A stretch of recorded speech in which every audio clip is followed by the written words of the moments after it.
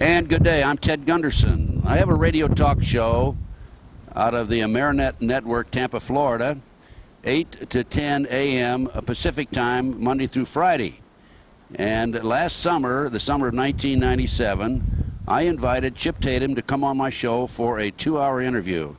Well, ladies and gentlemen, that interview ended up 26 hours, and I had him back recently for another interview, another 20-some hour plus interview.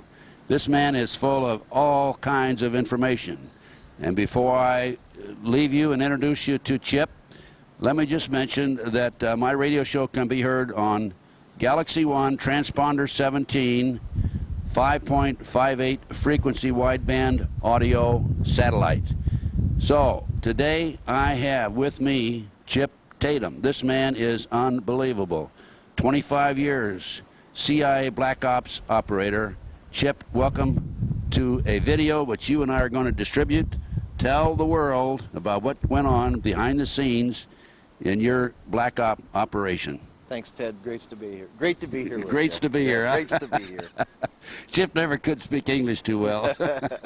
No, this guy's very intelligent and a good man, great American. I'm very proud to be a part of his, at least spreading the information out to help Chip any way that I can. And we have some books we're going to talk about later on, the Tatum Chronicles, and Nixon's Darkest Secret, I think is, yes, Nixon's Darkest Secret, which we will discuss. But before we go into the books, Chip, how did you become involved in working for the CIA?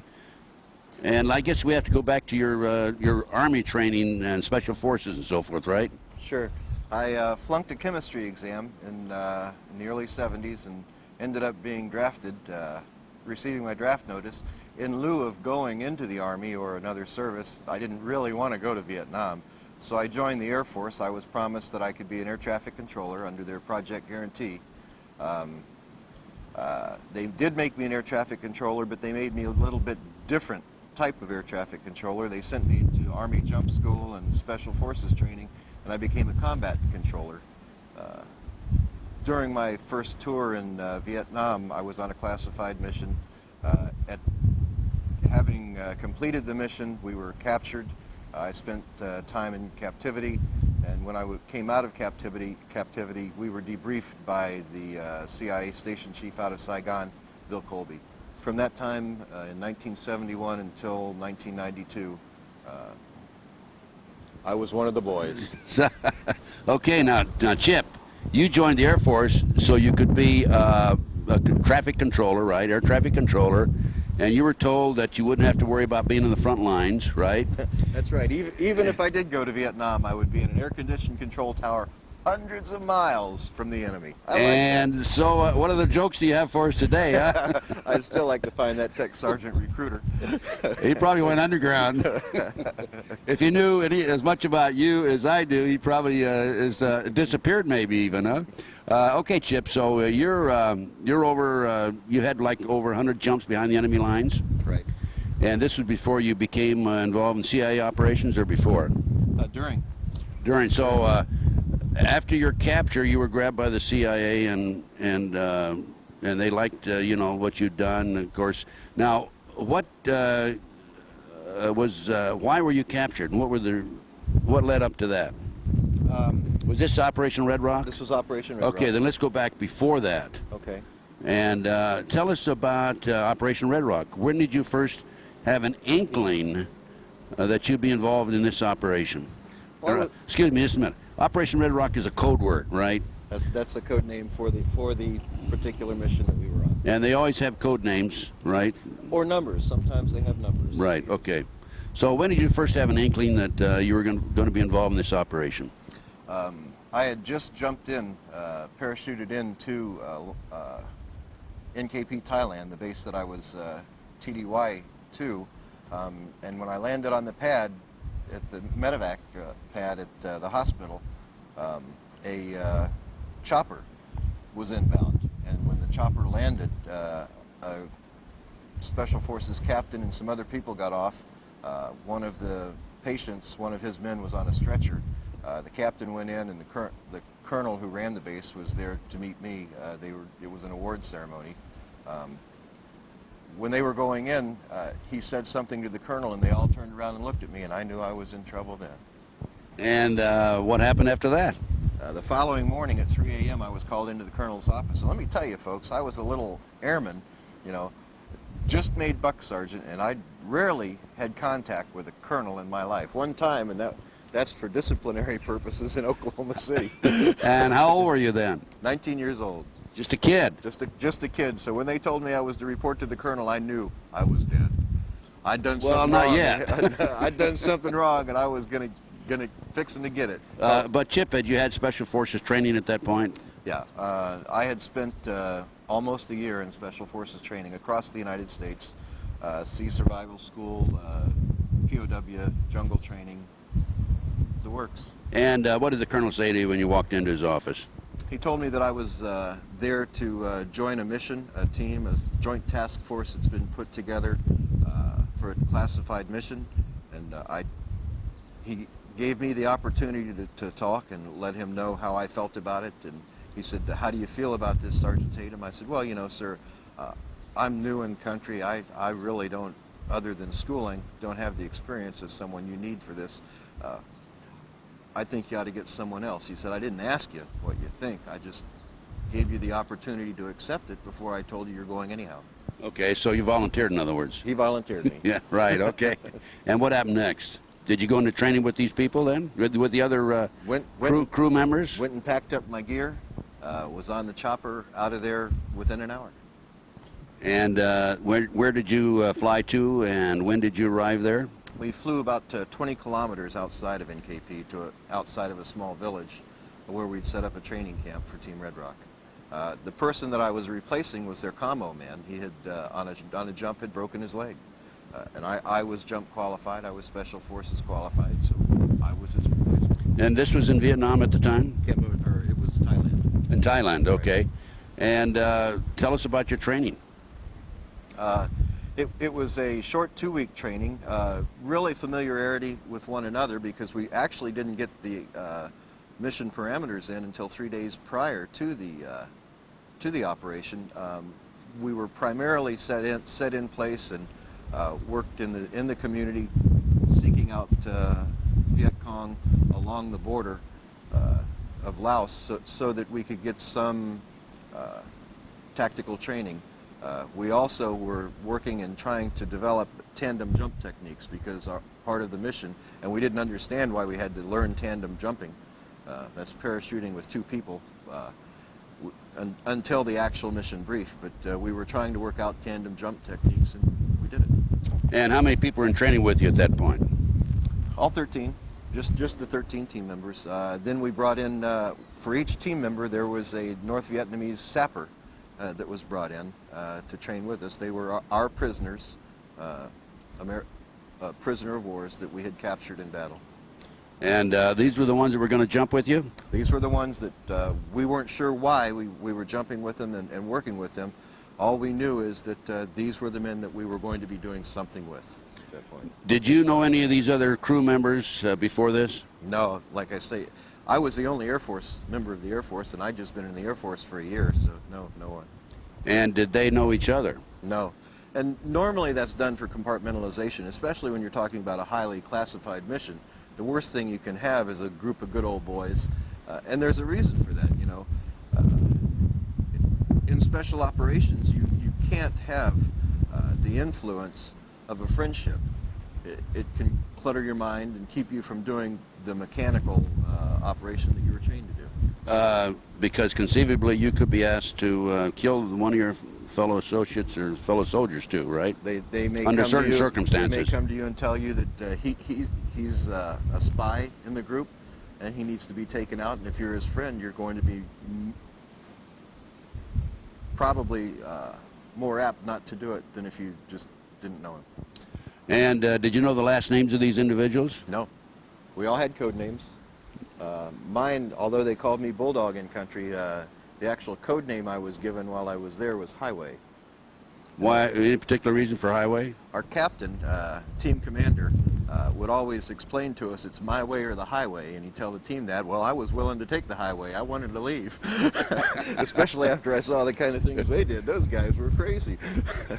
For example? So I took the highway. Well, at one point they were saying how high the helicopter could go and jump without a parachute without getting hurt, you know, just for fun. I mean, this was an in-country activity, and they had a contest every year where they would take and they just jump out of the helicopter as it was exiting the AO. Well, there were a few guys broke their legs on that one, weren't there? You bet. That's how Reddy, the guy I replaced, broke his leg. How high would they go, by the way? Well, I went high, and I was dizzy for about 2 hours. How high were you when you jumped? I think it was about 35 or 40 feet. Oh, you had to know how to roll then, didn't you? Oh, roll. I didn't even know I thought I was stepping out of the aircraft onto the ground, but he'd taken off already. I thought he was just hovering, you know. So much for surprises, huh? Sure. Okay, so you saw these crazy guys training, and you said, hey, you know, I wish I'd taken that assignment back 100 miles behind the enemy lines in the at the airport as air traffic controller. It didn't work out too well. So what happened after that, Chip? We were called back into Task Force Alpha. That was the intelligence entity. That's where all of the intelligence was gathered for the South Vietnam area of operations, and integrated and then passed out. So anything that comes out of Task Force Alpha has to be the correct information. Everyone accepts that as being authentic and on target for our intelligence. We were called back to Task Force Alpha. We met for our actual mission briefing. When we went to sit, the colonel called the room to attention, and in walked a general and a couple civilians. We had already been told that there are a lot of suits around, and that just means CIA in the area. A lot of activity, suit activity, so we knew something was up. The man who actually briefed us, we nicknamed Mr. Peepers because he looked like the Mr. Peepers from the screen. Bill Colby. He was Bill Colby. And he was station chief there for the CIA in Southeast Asia? And actually, the CIA does not operate in a arena, was not allowed to operate in that arena as the CIA, so his actual designation was Ambassador Colby, attached through the embassy in Saigon. You know, political officers are political officers, and that's how they get away with that. So this was the night before you jumped on your mission? It ended up being 3 days before we jumped because we had some weather delays on the mission. The other man that was with him, the general from Washington, was General Haig. Alexander Haig. That's correct. I know him well. As a matter of fact, I interviewed him in the White House on occasion when I was with the FBI. That's another story. I'll tell you that one someday, folks. I never have revealed that to anybody about my interview with General Haig. And then I saw him years later at a banquet, State Department banquet, and I walked up to him. By the way, I read him his rights when I went in the White House. I said, you have a right to remain silent, you have a right to an attorney. And I met him at a banquet years later at State Department, and I walked up, he gave the speech. It was, you know, a social affair. And I introduced myself. Oh, he says, I remember you. He says, are you going to read me my rights today? He's pretty bulletproof. Yeah, he is. Go ahead with Alexander Haig. So Alexander Haig and Mr. Peepers are there, Bill Colby, who later became director of the CIA. Right. And what did they tell you? They explained to us that the reason General Haig was there is that he was the assistant to our national security advisor, Henry Kissinger. Kissinger worked directly for the president. And the president had decided that it was in the best interest of the country and of the war to see to the end of the war as quickly as possible, and Operation Red Rock was one of those key elements to that. They needed to get the foreign nations, Laos, Thailand, Cambodia, more involved on the offensive level rather than in a defensive posture in the war, so that we could start extracting troops out and leave the arena. What we needed to do was jump into what they had planned for us to do was jump into one of our allies' countries, dressed as North Vietnamese sappers. That's why we were working with these other sappers. A sapper is what, a prisoner of war? No, a sapper is a Vietnamese communist soldier. Okay. Right. Tunnel diggers. You know, we've all heard about the tunnels over there. guerrillas. I mean, Okay. a true guerrilla, very well trained. So these sappers are who we were actually going in with to Phnom Penh Airport in Cambodia. The reason it was decided to do this was Lon Nol, the CIA-placed premier of Cambodia at the time, was still fence setting. He just wouldn't get in a heavy offensive posture against the Chinese-led armies of North Vietnam. He was sitting on the fence, so we decided if we went in as North Vietnamese sappers and totally destroyed the assets on the airport, which were primarily supplied by the United States anyhow. They were our aircraft that we'd given him. There were some French aircraft on the tarmac, but not many. If we would totally destroy those assets, it would make him realize that the North Vietnamese communists were actually coming in after his country now. And he'd get off the fence and ask us for help. Boy, it worked too. Well, you said we decided, you meaning people in Washington, D.C. decided. Nixon himself. This was actually Dr. Kissinger's plan. So Dr. Kissinger came up with this idea. Nixon approved it. He approved it with the statement after thorough thought that, and this was debriefed to me by Mr. Colby, that no one can ever know. No one can ever know what we've done to our allies. Otherwise, we wouldn't be trusted anywhere in the world. And was that the case? That was the case. No one could ever know what we had done. And when we were debriefed, with a 25-year classification period. Well, you were debriefed years later? I was debriefed when I came out of the coma in the hospital in 1971. Okay. Now this is what year now again? Going back to the 1971. When you made the drop and you were debriefed. That's January of '71, and then I was debriefed in June of '71. Okay.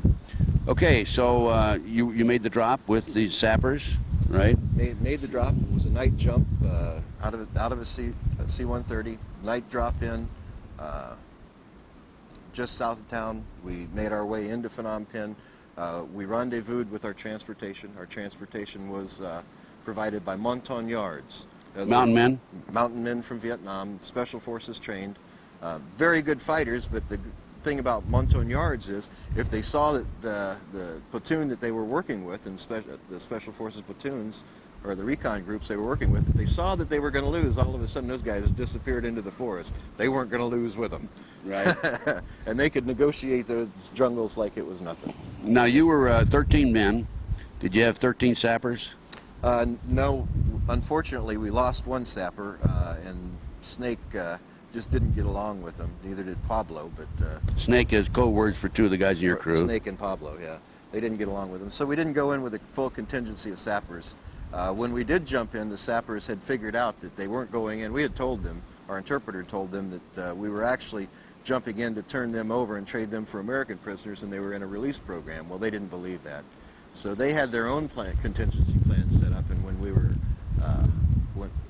when we jumped in, they simply, because they were hanging below us and in front of us for the jump, they simply tucked, caused us to fall and roll, and tried to take us out. And how many sappers were there? 12 then? 12 and 13. And when it was all said and done, there was 8. 8 sappers? 8 sappers were left there. Few of them tried to escape and die as we traversed trying to get to our target. So 5 of them in total? No, 8. You had 4 of them then? Yeah, 4 of them with us. 4 of them died. 4 of them died right after you jumped? Right. Because they tried to overtake you. Now, what did you do with the others that were there, that did survive? Well, we had to leave some evidence of who was providing the operation. We had to leave them on the airport, so we released them on the airport and gave them a fair chance to go, and then shot them. And in the meantime, did you commit your act of sabotage at the airport after that or before that? We had several different entry points into the airport. We came in the north side by the munitions dump. When we talk about coming in the north side, we didn't realize that there were mines in this called a dead zone. And it was completely mined between the two fences, and we weren't briefed on that. So we immediately knew something was up, and we know now that we weren't to return and we were to be left there. Well, if you came in and you went through the minefield, you survived going in, right? I didn't go through the minefield. I came in the front door of the airport with the team. Okay. The ones that came in through the minefield, did they survive? Yes, the sapper didn't. Oh, I see. They sent a zapper out ahead of them? The sapper, when they figured out they were in a minefield, they let him go ahead to clear the mines. Okay. So you committed your act of sabotage. Yes. And what about ground forces at the airport, the other side? Well, it was a staged arena. The ground forces had been pulled away. There was minimum security, just a skeleton crew there. We ran across the skeleton crew of palace guards that had been there, confronted them, and had to take them out. And so was your act of sabotage quite all-inclusive, or was it just kind of a hit-and-miss situation, just to let them know that so-called the North Vietnamese have been in there? No, it was fairly inclusive. We even had air support from pilots, whether flying North Vietnamese aircraft. They dropped some rounds on the airport so that we could ensure that the devastation was good enough to warrant Lon Nole's participation with us. And you've completed your mission. The sappers were eliminated. You left. How many survived coming out of there? There were 13. Every one of us. Every one of you survived. Every one of us walked out of that encampment. Weren't they worried about one of you going and being identified as an Anglo at the airport, even though you're dressed in North Vietnamese uniforms? And there was a contingency for that. We had what's called slap packs. It's a napalm-filled container that we could pour the napalm on the body and pop a magnesium grenade, whiskey peat, and burn their body right there. So they're not there. recognizable then. Sure. Yeah. Okay, you got out, and what happened after that? How'd you get out of there? The Montagnards, who were tasked with the transportation, we had a rendezvous point. We met, we exited the area of operation, and started heading north out of town. We knew it was 15 to 25 miles to the northeast of town was our rendezvous point where we were to be picked up. But that, it's not like the interstates we have here. These are little roads. We had a first indication that something was wrong because our platoon sergeant, Pop, saw that we were going in a little bit of the wrong direction, and we never really turned to the northeast. And then the timing was off. All of a sudden they stopped, and it wasn't long enough to have gone 15 clicks or 20 clicks outside of town. So 15 kilometers, you went maybe, for what, 5, 10? Maybe about 10 after we left the limits of town. Right, right. About so 10 you stopped, and what happened then? Well, we were in a large vegetable truck with canvas sides. It stopped, and the Montagnards got out, but all of a sudden we heard receivers click. They were loading their weapons. So Pop and my way, our team commander, moved around to the back of the truck. They each took out a grenade on each side and tossed the grenade up back toward the front of the truck on the ground. They didn't pull the pins, they just took the grenades out. When you're a person and you see a grenade fall, you jump, you dive, you try to get out of there, and that's what the Montagnards did. When after they'd thrown the grenades out, they immediately jumped out and took over. Took control, overcame the guards. The interrogation started, and it didn't last long. They asked the first one the question. When he wouldn't answer, they shot him. They asked the second one the question, and he answered anything we wanted to know. And then you shot him afterwards? No. You didn't? Okay, so I won't go into that. Okay, now, did you find any situation there, any contingency situation in looking around? I mean, well, as we looked why did they stop at that particular location? As we looked around, we went out into the field, and we found that there was a large hole that had been put in the ground, and that was going to be where they were. He told us. We didn't have to look around. He told us that their job was, they were briefed that they were to kill us, and they were to drop us in a hole, and they showed us, this one showed us where the hole was. We actually used that as a command post area to call in aircraft for support, move the pickup zone from where it was to this new pickup zone.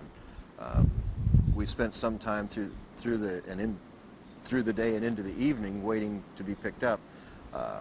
It was quite comprehensive what we had to go through just to communicate out of the country and get an aircraft to come into a place that we weren't. we contacted Moonbeam, which was our airborne command post in the area of operations on HF frequencies, high frequencies, and tried to get them to come in, and the pilot said, well, you can't be there because we aren't there, in Cambodia. And that has only recently, I guess in the past, 10 years or so, come out that, yeah, we really were in there. We really were operating in Cambodia. We really were operating in Laos. And these were classified arenas. So did you have an alternative plan in case something went wrong, that you would be picked up at a certain location there then? The plan that we had, My Way had thought early on, things just, he'd been through a lot of these missions as a team commander. He and Pop had decided, well, things really don't seem as they are here. There's something wrong. And I guess anytime they knew that anytime you were working with suits, you better cover your tail, because they're not going to look out for your best interest. You have to look out for your own best interest. So they did leave contingency plans back at the base with trusted persons to try and pick us up, one of them being a friend of mine who was a chopper pilot, another being a command post non-commissioned officer in charge of the command post. So, contingency plans were there. However, you had to get messages to them to get those contingency plans in place, and that's what we were trying to do. Now, did you expect the airplanes to come in and pick you up at that point? Yeah, after we talked to them, we finally got clearance for them to come in. One aircraft even came in and circled the LZ ahead of time, making sure the area was clear for the chopper to come in. Then the chopper came in, but from what I was briefed by Mr. Colby, as the chopper was coming in, the colonel who was involved with the operation from Task Force Alpha had caught on that we had a contingency and we were being extracted out of the area. He didn't want it to happen. He was promised a star if we didn't come back. Now, you're telling me you had your own contingency without the colonel knowing about it, and he found out about it. You bet. He found out about it. You are clever, aren't you? Not me. My Way and Pop, Ted. My Way and Pop. My Way and Pop. They were wonderful teachers. They could see ahead. And Pop has severe brain damage today from that. He's still alive? Still alive, yes. And so Chip, you have this one location you're supposed to be picked up. Were you smart enough not to go and wait there? The original location or the original? No, we never went there. Okay. There's no You way. went to the new one. After that aircraft came in, when the chopper was inbound to us, we had decided that, well, here comes our aircraft, but they were contacted over radio. It was a rescue aircraft, the King aircraft coming in. They were contacted that there were actually sappers had taken over Team Red Rocket. Remember, we were dressed as sappers. We didn't have any U.S. uniforms. If we had been caught in country, we'd been prosecuted as spies because that's against all international law. So here we were, dressed in sappers in a foreign country, talking to these aircraft. I was controlling them down. As a combat controller, that's my job, bringing them into the LZ because it was a very small area. Bringing them in, knowing that we're going to leave. I mean, my heart was pumping. The adrenaline was flowing. I was tired. I was hungry. But man, we're getting out of here. And all of a sudden, the door guns on the Jolly let loose. I was when I was debriefed by Bill Colby. He said the colonel had called them and said that Team Red Rock had been overcome. It's actually sappers, and protect yourselves. And they saw sappers. Remember, this is the man who runs the intelligence entity for Southeast Asia telling him this. So they fired. And how many did you lose there? 2. And what? I mean, they didn't come in and clean. So you're down to 11 now. Down to 11. They actually had called in. We lost 2 men, and but we had to return fire on the aircraft, shooting out the rear of the aircraft rather than shooting at the pilots because we didn't want to hurt our own guys. Did the plane go down? No. We shot. Look, from the smoke and everything, it looked like maybe some hydraulics were shot out on it or something. We weren't sure. At any rate, they left the area, but they called in some air support to drop on that LZ. Bombs? Drop napalms on it. So we got out of the area quick, and as we were exiting, the sky lit up in the LZ. But until you got out, you'd lost 2 men. Then you had to leave them behind. Had to leave them behind, using the slap packs so that they'd never be identified. Right. Okay. So there's 11 out. Mm-hmm. What did you decide to do then? Well, we decided we would be best to try to make it across country ourselves. Trust no one. And that's the way these guys operated. We had some of the best on that team. I was just a kid. I was a victim of circumstances in there, and I mean, I had never engaged the enemy before I had gotten on Team Red Rock. But I engaged the enemy almost hourly after I was with Team Red Rock. We traversed across the country going toward South Vietnam, toward the Cambodia-Vietnamese border. You're still in Cambodia. Still in Cambodia, trying to make it to the border. And you have to understand, Cambodia was a refuge for the North Vietnamese. They could come into South Vietnam, they could attack, and then they could pull back across that border. And we weren't allowed to come across that border into Cambodia to attack them, to take them out. So they could resupply, they could rest, recuperate, R&R, whatever, and then come back in. It was a very difficult position. And that's why Nixon wanted to deneutralize them, right? Sure. So you could go after them in Cambodia. Well, and maybe the and so Cambodian the countries, Cambodians would, sure. could go after them too, right? Yeah. Okay, so how many kilometers or how many miles did you have to go to get to the border? Well, we didn't have maps. We had no idea. We know that, well, it was from Phnom Penh all the way to the border. That's 200 miles. It took. We were out for weeks, trying to work our way through the jungles. We'd come across some teams, routine patrols, and we'd either evade them or we'd engage them. One of the two. No, how about eating? How about food?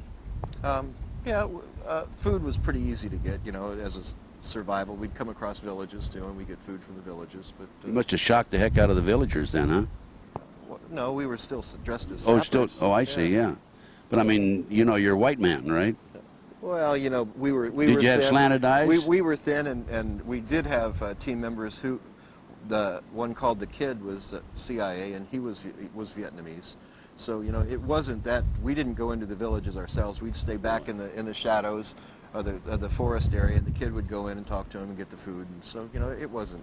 Did he survive, the Kid? No, the Kid did not survive. Okay, but okay, so you made your way across maybe 200 miles, and how close were you? Within 4 miles of the border. Oh, you're kidding. And then we saw some F-4s circling the area. Looked like they were trying to get into an area, but there was a AAA artillery site, anti-aircraft artillery, firing on the F-4s, and we still had some munitions left that we could take them out with, some C4 packs. So we decided, hey, we'll just take this out, and that was probably our greatest mistake. We didn't realize that we were in the middle of almost a battalion-size contingency of North Vietnamese. Battalion size being how many troops? I have no idea. I know that as we counted troops and as we passed encampments, easily over 2,000. And here's 11 men trying to survive 4 miles from the border, and you decided to take this anti-aircraft. Blew it to hell and back, too. I guess you did. But that was a mistake because that brought a lot of undue and unnecessary pressure on you. And obviously they started looking around for, hey, where'd this come from, right? Yeah, and as we'd walk across paddies, the patrols would be coming one way, and, we dressed as sappers, using and didn't have U.S. munitions with us. All of our munitions were Chinese AKs and so forth. So we would be traversing one side of the paddy while this other team would come across, and Kid would be there and salute them, and hail them, and we'd just keep walking. But however, one time we came right up to the forest area and we came face to face, and here's this kind of face looking directly into a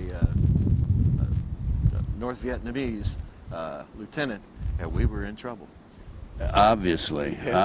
Did you go into combat then, or did you try to? Went right into combat then. Oops, let me see. Where's that AK? Whatever. Huh? They didn't have enough bullets in those for me. My way used to tell me, I was a white knuckle firer because I'd hold that trigger down and melt that barrel. The clips just weren't big enough for me. So you had hand to hand at that point? I had hand-to-hand. I'd melted barrels. We actually ran out of ammunition. We had to overtake other patrols to restock ourselves. I mean, these guys were good. They were the best, Ted. They were true American heroes doing their job as best they could. Don't you think there's someday, Chip, that we can honor these men, but there's no way of knowing their last names, is there? Well, Pop knows a couple of them, and I think that someday he may be willing to do that. He does have severe neurological problems. He's able to talk. He knows me. He remembers what went on, but it's affected his motor movements, and he's not willing to do anything he thinks that will endanger his family. Can't blame him for that. Not at all, no. And he's still alive, and where is he? What state is he in? Oklahoma. Oklahoma. Good old Okie, huh? So what happens? You were captured? We were captured. We spent 92 days in captivity, being moved from point to point in camps. We were actually interrogated by Chinese and Soviet officers. It was never Vietnamese officers. The Vietnamese were there, Vietnamese soldiers in the encampments, because it was theirs, but the actual linguists and interrogators and those who performed the torture were Chinese and Soviet. How many do you have there now in your team? I believe 10, maybe 9 ended up in captivity. So you lost 2 along the way. And where did they incarcerate you?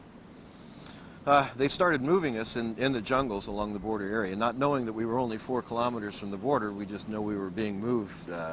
We were incarcerated in one small encampment, then we were moved to a larger encampment. And this had been used in the past, you could tell, because they had cages set up in a semicircular area, and they had 3 posts set up, and they took 2 of us immediately. They stripped us of our clothing, broke this foot, my right foot, so that we couldn't try to escape. They break everybody's foot? Broke everyone's. Well, they didn't break. One of the guys was already unconscious, and they didn't break his foot, but they broke all of our feet, 1 foot anyhow. Stripped us of our clothing and put us in these cages. Two of our guys they put on the posts, and we thought that they would be tortured right away, but they weren't. They put them on those posts so that we could watch them as they suffered up there. They weren't given food. They weren't given water. The rest of us were given some water and some food on occasion. And when you say put them on the post, they tied them to a post out there where you could see them from your cages. And who interrogated you? Say a Russian and a Chinese officer? The Soviet officer seemed to be in charge of this particular camp, and the Chinese officer his cohort was actually the man who administered the torture. Once that started. Do you want to go into the torture at all, or would you prefer not to? Yeah, I thought so. How about how many men were tortured? Were you all tortured? We were all tortured, and when it was all said and done, there were 3 of us alive. When we were finally released, I shouldn't even say released. You were rescued, actually. We were rescued by a Marine Recon Patrol, and boy, I'll tell you, I love those guys. I guess you do. All you Marine Recons out there, aces up, buddies. That's the only reason I'm alive today. Well, so there are 3 of us survived. So 13 came out of the Cambodian airport. You lost 2 from friendly skies, friendly fire. And then across the jungle, you lost 2 more, and now you're down to what, 8? Had 8, and we ended up losing the Montagnard that was with us, that we'd pulled with us. He was ready to start squealing and tell who we were, so we decided loose lips sink ships from the old briefing days, so they just took him out. We took him out ourselves. Okay, this is before you were captured then? No, after we were captured. Oh, did you? Okay, okay. We were bringing him back to put in front of that colonel before these guys did to that colonel what they intended to do to him. Okay. So can I mention the colonel that you had a medal on his, a religious medal on his... Our captain. A captain had a religious medal on his, around his neck. Had a St. Christopher medal. I think that's the I'm not sure, the medal of travel Catholic, or something yes. like that. And they, just if I can mention this, just one thing, one of the tortures that they did was skin him alive, right? Skinned him alive, right. In front of the rest of you. Put him in a configuration like a cross as a Christian and skinned him alive in front of us, held knives and bayonets to our temples, required us to watch it. If we closed our eyes or tried to turn our heads, they'd start pushing in. God have mercy on his soul. Tragic. Then, so you're rescued, and there was a fight there at the camp between the Marines. The Marines didn't know we were in the encampment. They came in. They were mapping the area for Lam Son 719 was the mission number. They were just simply in there mapping the area, and they were told if they came across any prisoner of wars, do what you need to extract them. So they were actually found out by the guards and a firefight ensued. Our guys won, and 3 of us were left alive after that. However, one of our guys from a Chinese officer had a stomach wound. That was pretty unfortunate. He was a good Kansas kid, you know. He had a stomach wound, and I was told when we were debriefed that he later died from that wound. We had gotten out of the cages and started running for the jungle, and I recall seeing one of the young Marines go down on a knee, level down on me, and I was running. My weight was on my right leg, and he shot a ricochet. It wasn't a full force bullet. A ricochet hit me in the leg, bent my leg backwards. I tumbled, and I'm also told that a grenade went off, and it hit me in the back of the head across here. Pretty good scar back there right now that rendered me unconscious and caused a lot of swelling on the brain. So I was air evac'd from Saigon. I was air evac'd into Clark Air Force Base in the Philippines. Well, did the Marines, if he was firing at you, didn't realize you were an American? They didn't realize we were there. They didn't know we were there. And at what point were the Marines aware that they had some POWs on their hands? Our team member that was shot in the stomach started yelling in English to them, and so they realized that there were some in there. Good, okay. So he saved our lives. And so you came out, and you went over to Clark Air Force Base after that. Right. And that when I finally came to later, within 3 days, that man from Saigon, Bill Colby, was there to debrief me. And at that point, he told me that I have 2 choices. I can work directly for the CIA, or I can stay with the military, which I've had such great experiences with at that point, and work under the operational control of the CIA. Well, you know, honestly, I figured, hey, you know, I've got this tour in Vietnam. I can stay in the States now. I never have to come back. I said, okay, I'll stay in the military, because with the CIA, I know I could go anywhere, you know. But I had a government commitment still, so I said, I'll stay with the Air Force. You guys can control my assignments. Little did I know that I'd spend more years back in that arena, working later for a company called Air America. In the debriefing session, if you can tell us this, were you informed of the fact that as to who put the orders out that none of you should return, none of you should come back alive? He told me that it was Nixon gave the order that no one can survive. And Bill said that when he got that order in, Haig and Kissinger disagreed with it, but the orders came from the commander-in-chief himself. So he had to plan the contingency as such. He said, but Sergeant Tatum, I planned it so that I knew you guys could overcome this obstacle. The 2 mountain men. That's right. But we just didn't have a contingency for the rest of it. Nothing you can do. When you have a United States Army colonel and United States Air Force colonel both become traitors to their country. Where are these colonels today? I don't know. Okay. So much for that question. That's the safe answer. I wouldn't put money on that one. Okay. Anyway, so be it. Let's leave that as is. You come back, you go to work for the Air Force on a contingency plan to also work with the CIA, right? Operational control. All my orders at that point would be controlled by the Central Intelligence Agency. They would work through... actually, the position that they used to work to gain movements, as I would receive orders and see who signed the orders, was a person who would be seated as the Deputy Director of Intelligence to the Joint Chiefs of Staff. And most of the orders that I have, you'll see, they may be in there, one of them may be in there. You'll see that this person is the person who would sign those orders through the years and actually move me from one place to another. At one point, that man's name was Colin Powell. So what was Colin Powell's rank at that time? I think he was a 2-star general at that time. That position was a 2-star position. So in essence, you actually went to work for the CIA, even though you were in the military.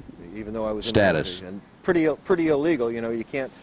We couldn't draw checks from 2 entities, double dip, but our operational efforts were all controlled by the CIA.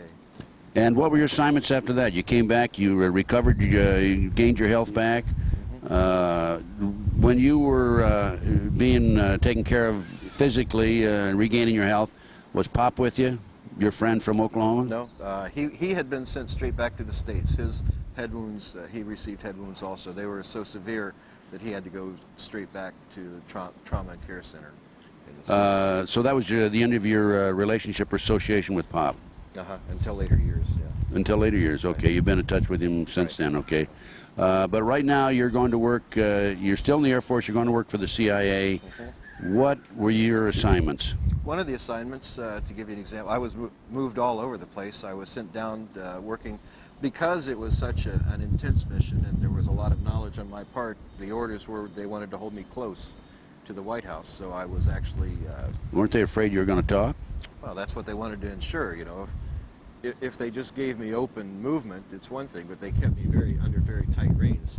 I worked at Key Biscayne at Homestead Air Force Base in the White House down there. I was in charge of the receiver site for Air Force One when they would come in. In addition, was Nixon the president then? Nixon was the president then. Weren't you a little nervous over that? As a matter of fact, myself and my NCOIC were going out to the control tower to bring in Air Force One at one point, and he had made a mention to the Secret Service as they were checking badges of personnel going in, saying, he said, what are you doing in the area? And the Master Sergeant said, oh, we're here to see the crook. We found ourselves face down by the Secret Service, and then when they got our credentials, they said, what are you guys doing talking like that? So little did they know, huh? Well, he was just joking, you know. Yeah. Little did they know that Nixon had given the order that you were not to return from an assignment in Cambodia. I never told him that, you know. Right. I'd never told my NCOIC. I kept my lips closed and zipped for all 25 years, and in 1996, that was the end of the 25-year classification period, and I started my book then. But before we go up to 1996, Chip, you had some assignments involving drugs and drug running by the CIA, right? Well, and yeah, you're not reluctant to talk about that, are you? No, in two different arenas. In in the Vietnamese conflict, there was some involvement simply because the Air America pilots, you know, sometimes would carry drugs, sometimes they'd carry wheat, sometimes they'd carry rice, sometimes they'd carry weapons, you know. There was various cargoes that they'd carry, and my job when an aircraft went down, primarily because they were carrying crypto gear, communications gear that was secret and had codes on it that couldn't be gotten by the enemy. I would have to jump in, I'd retrieve this crypto gear, and many times retrieve the precious cargoes that was on board, heroin sometimes, and see that it was extracted. Air America being a CIA air operation. CIA air operation, yeah. So you had that in Vietnam, and then you came back and you went to work, you were involved in... Actually, when Nixon went to Peking, I was involved in that. Okay, tell us about that. I was sent ahead of him into a place called Guam. I controlled the aircraft across, and then I was moved over closer. And What year are we now? That was, I think, 72. Okay. Maybe 72. So you went to Guam. You were to control the air traffic. Controlled the Air Force One across, and then we were also one of the primary communication stations. I was moved to a place that we use today even as a primary commo spot, and I can't give that place away, but it's very close to China, to the Chinese border. Then we were moved there to maintain contact in case there was an emergency, so we could put fighters in. And but that was it. I mean, basically, you were just guiding the plane. I mean, keeping the lanes open so no other aircraft would be in that air lane, right? We'd keep aircraft 25 miles from Air Force One. We'd have two fighter aircraft in front of Air Force One, two fighters to the rear, and have rescue aircraft up in different locations along the way. And, okay, there's nothing unusual about him going to Peking, though, was there? No, nothing at all. Okay. Other than he's the first president, you know. To go to China. Right, and now going along with him with open access was Dr. Kissinger, so. Right. Okay, let's go back to your CIA activity in South America, Central America. In 1978, I actually left service of the government. Bill Colby had being my handler, had moved on in the early 70s to Washington to take a position, and ultimately became the director of the CIA. He maintained, because of the sensitivity of what I knew from that mission, he maintained direct control over me. And when he passed the baton on to the new director of the CIA, that new director called me back out of the field. I was in Yugoslavia at the time. Colby debriefed me, and Mr. Bush rebriefed me. And he was explained during the briefing and debriefing that I was loyal, I was a good man, and anything he needed, I was a trusted entity, and he could count on me. I had no problems with that. Bush was head of the CIA at that time, and he personally debriefed you? He personally in-briefed me as his personal... In-briefed me, yeah, right. Mm-hmm. As one of his personal assets. Right. So that was my first contact with the man who would someday become president. Bill had become a good friend, Colby, through the years, and worked with me, trained me, taught me the ropes, and he told me, he said, Chip, you do have some enemies in Washington. You know that Haig and Kissinger are very powerful men. Nixon's a very powerful man. You need to be sure that maybe you need to leave government service. You don't have me up here to protect you any longer. So I did. In '78 I left. I relocated to Colorado, started my family, got married, relocated to Colorado, started a little sandwich shop, and I was in the sandwich shop one day, and in walked these two guys with sunglasses and... Suits again. God, those suits. Okay, you're jumping ahead now. I want to go back out to Central South America. Are you avoiding that, or? No, we haven't gotten to that. You haven't? That really? was in 1980 when I was reactivated. Oh, in 1980 you were reactivated. Right. Okay, so you go to Colorado, and all of a sudden, two guys with suits walk in with sunglasses, and what do they say to you? They say, Bulldog, and I just thought, oh, no. And I didn't answer. Then they said, Pegasus, and that was the code name that I was given. So I knew, I didn't know who they were at first, but when they used Pegasus, I knew I was toast. Right. Pegasus was a code word used for your operation? Right. You personally? That was my code name. Okay. So I was told that my new assignment was to go to a place called Fort Campbell, Kentucky. But you were out of the service then? As a reserve officer, you're never really... No, you're in the reserve? In the reserves, right. Okay. I was reactivated. I was sent to a place called Fort Campbell, Kentucky. They decided after the problem in the desert, trying to get the hostages held in Iran, where our aircraft all went into one another, that they needed a task force set up for anti-terrorism. So they decided they'd put together an aviation task force at Fort Campbell, Kentucky. They took CIA assets, CIA officers, they put them under the control of the National Security Council, and they built this new unit called 160th Aviation Company that really wasn't on any of the military TO&E equipment lists.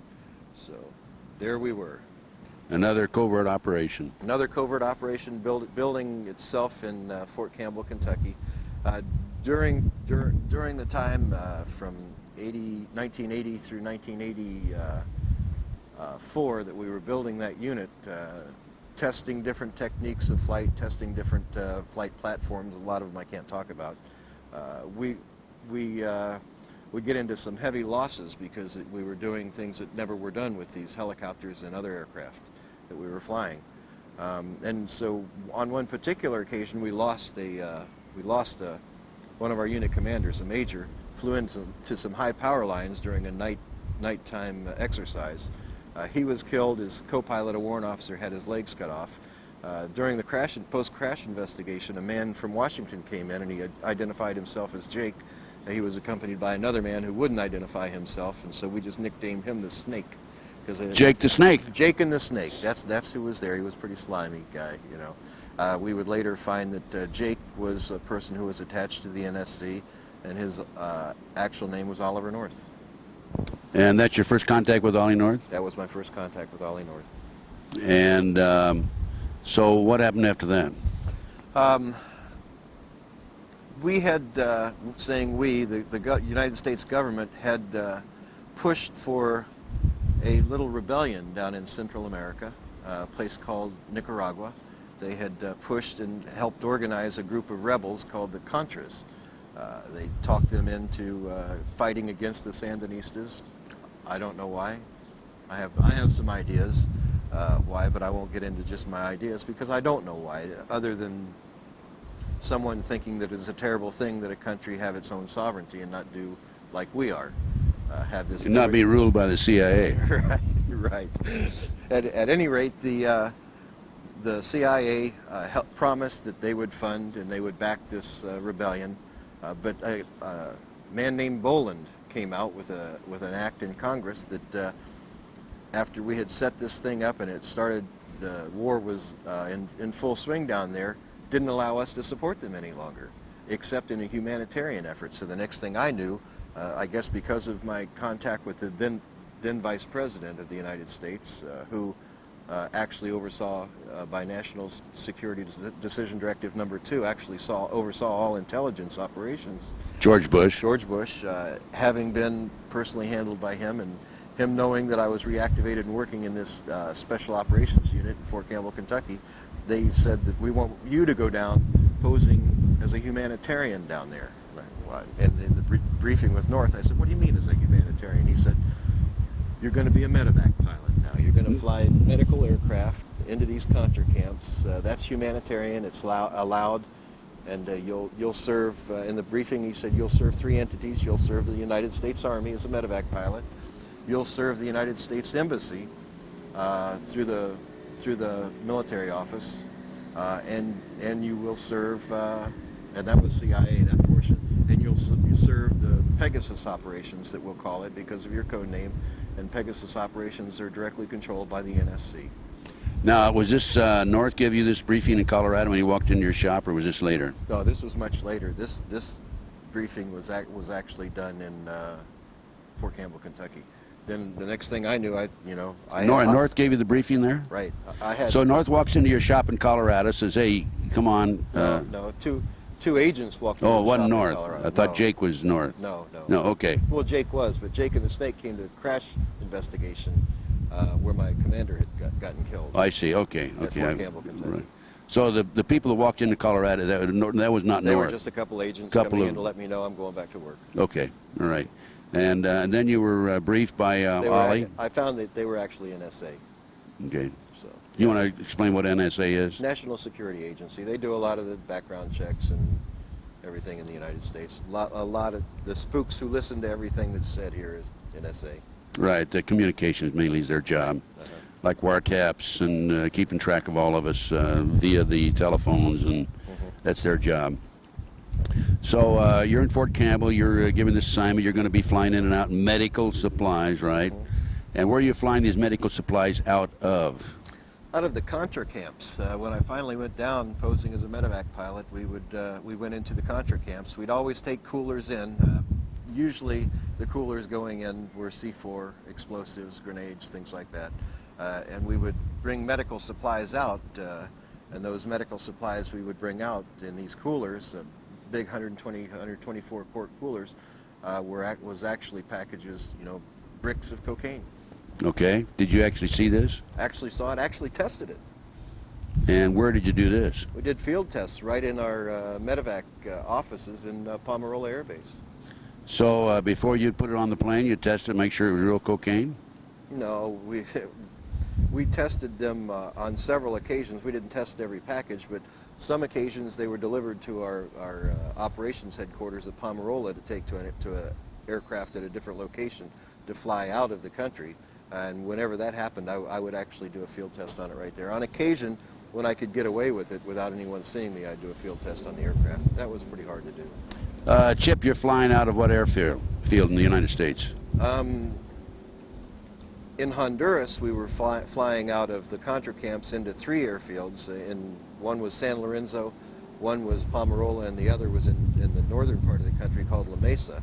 From there, the coolers were picked up by C-130s, C-141s, or civilian 123s. C-123s run by a company called Corporate Air Services out of Ilopango Air Base in San Salvador. Corporate Air Services also being CIA.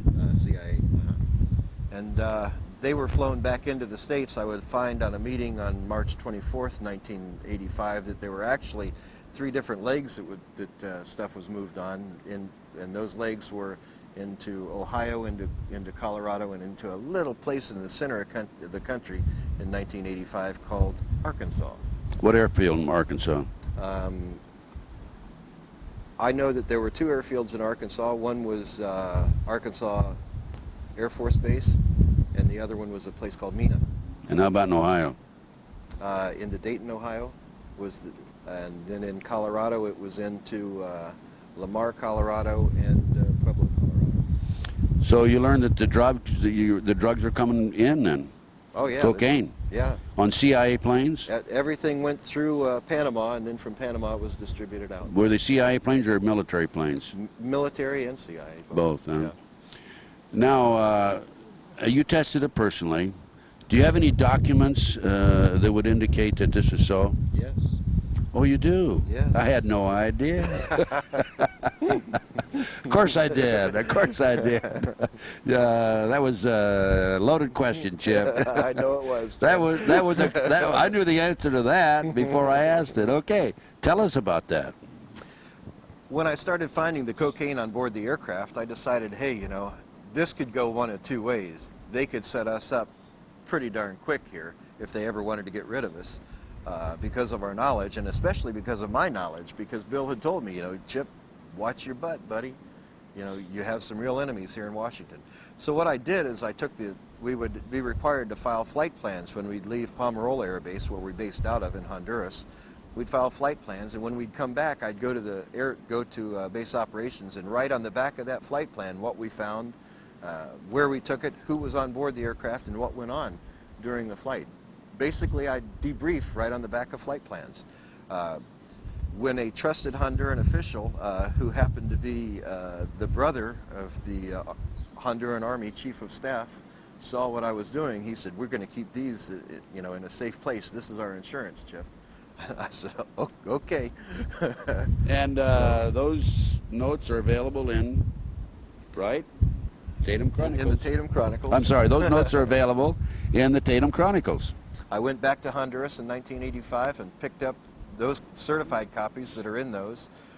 In the Tatum Chronicles, it talks about all the people that you've heard of today involved in Honduras, involved in the Contra cocaine issues.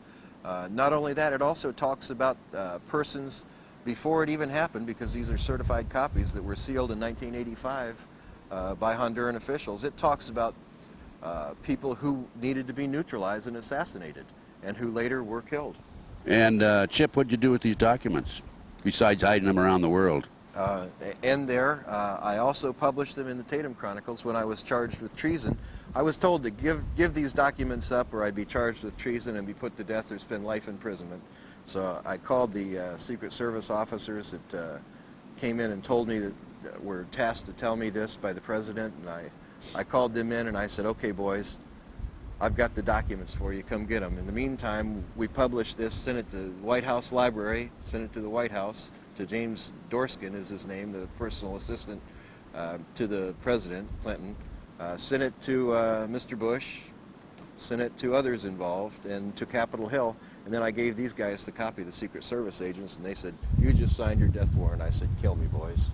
Let's go." And I might also mention that you had some other papers and other documents you held back, right? You know, over 25 years,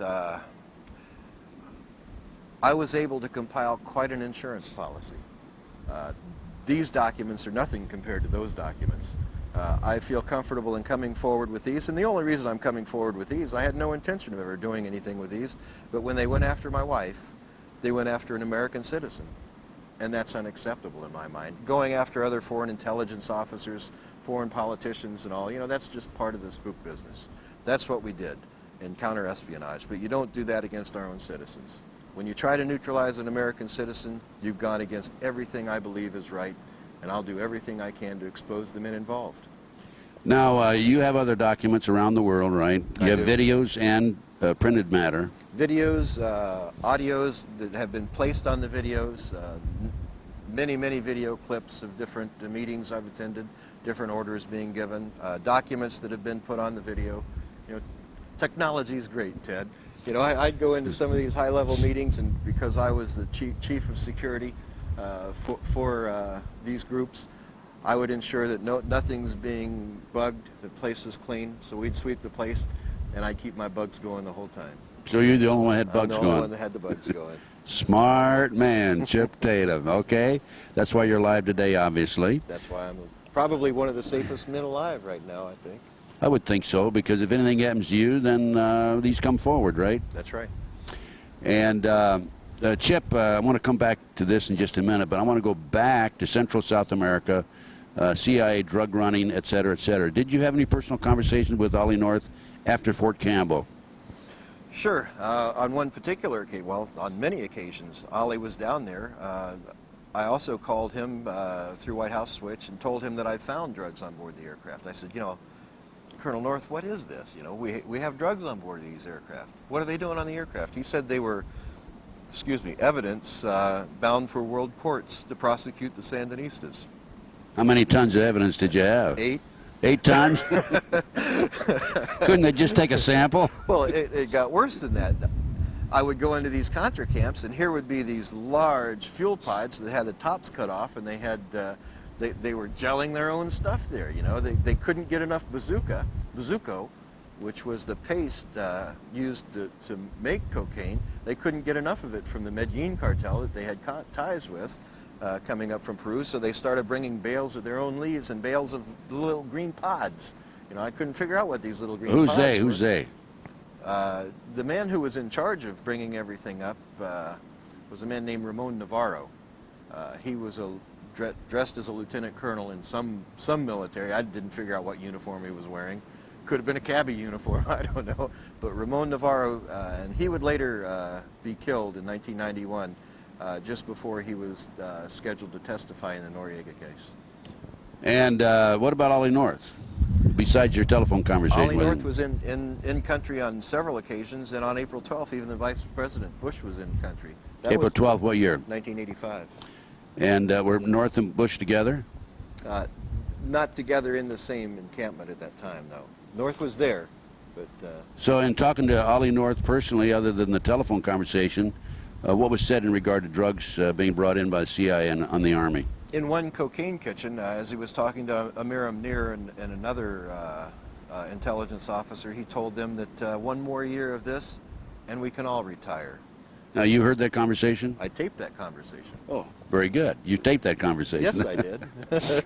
And what other conversations could you tell us about as far as Ollie North is concerned? Well, not only conversations. You know, Ollie was... He loved to be the center of attention, so one particular occasion we had him standing at a cocaine press trying to pressing the bricks. In this Sandinista camp? I don't think so. It was, they called these the North camps because North set them up. And how many such bases were set up? There were about 5 of the kitchens that were set up. Did Ollie North set them up? 5 locations. Ollie North is the one who supplied all logistical support for that, yes. And when was the last time you had a conversation with Ollie North?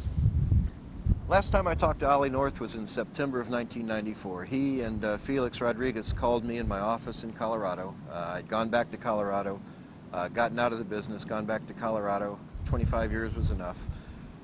And he called me and told me to give up the documents or else. The documents that you had in hiding? Those flight plans and so forth. Yeah, but had you already printed No. You hadn't given them printer yet, okay. No. I wasn't going to say anything. I was sitting in Colorado as just a little businessman, running a mortgage company, not bothering anyone, just wanting to raise my family. What did you tell him? I told him, are you crazy? If I give you these, for one thing, they're headed for the shredder, and for another thing, I know it's a terminal effort. There's no way. Let's go for or else. I'm always a fighter. What did he say to that? Well, he said, well, let me get someone else. And they called me back, and Bill Colby was on the phone. And I said, Bill, I said, you know, to give these documents up, to give all this stuff up is terminal. I said, you know, I'm going to keep them. And he said, well, you know, then we're going to have to hit your credibility. I said, okay, hit my credibility. What do you want me to do? He said, well, walk into the U.S. Attorney's office and just tell him you did something wrong. So I did.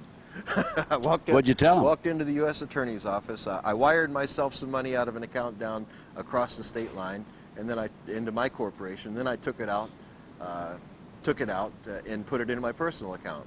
And because in the mortgage business that can be considered Embezzlement. I told him that I participated in wire fraud. Arrest me, please. And so they did. But then they found out, once they put the attorney on it, they found out, well, you know, it's really not, the mortgage industry really isn't regulated in Colorado. I said, listen, I'm going to admit to this because they said that they wanted to involve my wife in it. I said, but you guys have to promise you leave her out of this. They said, okay. I said, let's go forward with the pleading. So I stood in front of a federal judge, and I said, and he asked me if I did this, and I said yes. But before I said yes, I leaned over and I asked the U.S. attorney, my wife's going to stay clear, and she said yes. And so I said, okay, I'll sign the plea agreement, Your Honor. And he said, and it's part of testimony, he really didn't want to go forward with it. He said, you know, this really doesn't, and I said, Your Honor, believe me, I wired those funds, I took those funds, I spent them. How much money involved? $70,000 of my money. Of your own money, huh? Of my own money. Okay, but they didn't leave your wife alone. They didn't. They came after her, and so when I went before the judge for sentencing, I told him at that time, you know, I didn't want to go forward with it. I'd like to withdraw the plea. But it was too late at that point. He said, the thing to do is, after this is all done, you can go ahead and ask that the plea be withdrawn at the appeals court. And that's where we're at now. And you're getting ready in a couple of days to go in. You've appealed it. The appellate level, you're going to have a decision in about 2 more days, right? On the 24th of February. Are you looking at prison time? No, I don't think so. I've already spent 2 years of that time in prison, and I don't think that they want me back in prison. I really don't think they want me back in prison. They want you to be quiet. I was due to do 47 months, and the last thing they wanted was me in prison, simply because there were death threats against me in prison, and 2 NSA officers came in to see me when I was in prison at Jessup and told me that the warden advised them that there were people that wanted to kill me from the Mexican Mafia and the Crips and the Bloods, that I had crossed them the wrong way, I'd hurt some of their men. Actually, I didn't. I wasn't offensive toward them. They have their little scams that go on, and I wouldn't participate. So their enforcers, one of their enforcers, I broke his leg, and they didn't like that. So they had a hit out on me, a contract in prison to take me out. And the NSA came in and said, you can't allow this to happen. If you're killed, those tapes will come forward. And I said, that's right. And they said, well, you got to give us the tapes. I said, kids, are you crazy? And it's unbelievable. They send such young kids in. At least they could send somebody mature, you know, that I would have a little respect for. But they send them young and dumb. That's the way they do it. Well, there's 2 factions in the CIA, I understand now. The graybeards and what do they call the other faction? The snot-nosed Bush kids? Yeah, that's it. Snot-nosed Clinton. Snot-nosed Clinton now, huh? Snot-nosed Clinton. Okay, Chip. So didn't they charge you with treason at one point? Well, yeah. When I was held in prison before the trial that I went through, they told me that if I didn't give the documents up, I'd be charged with treason. And I said, okay, let's dance. And that's when I actually published this, gave them their copies, and went forward and right in the Tatum Chronicles. I mean, the Tampa Tribune caught on to it pretty quick, and did a big article. County inmate faces mysterious charge of treason. Well, you know, they knew they weren't going to be able to go forward with that particular charge, so they had to find something else. So what they ended up charging us with... They couldn't go forward with the embezzlement charge, what you're saying. No, they couldn't go forward with that. They couldn't go forward with the treason charge. So what they did is they brought in a man, a lieutenant colonel, who... Not Ollie North. No, Ollie North's campaign manager. Oh, really? Bill Lusinger. They gave him complete immunity. Actually, not complete immunity. He came in, he said, Tatum conspired with me to make a false statement. I embezzled some funds, but Tatum told me I could have them. Got you for conspiracy again. Got me for conspiracy because a person came forward and said that an overt act had taken place. Well, now he'd been convicted himself, right, of embezzlement, of bank fraud and embezzlement, and everything okay, else. And so what did he do? Make a deal with the government to get his sentence reduced if he come in and lie about it? It's better than that. He was facing 20 years for his stuff, but if he came in and told a good enough lie, he would get 6 months and it would be expunged from his record. Is he out? He actually got 6 weeks, yes, and it was expunged from his record. Oh. And he didn't have to pay back the 80 grand or whatever it was. So he's a rich man. Oh, yeah. Within reason, that is.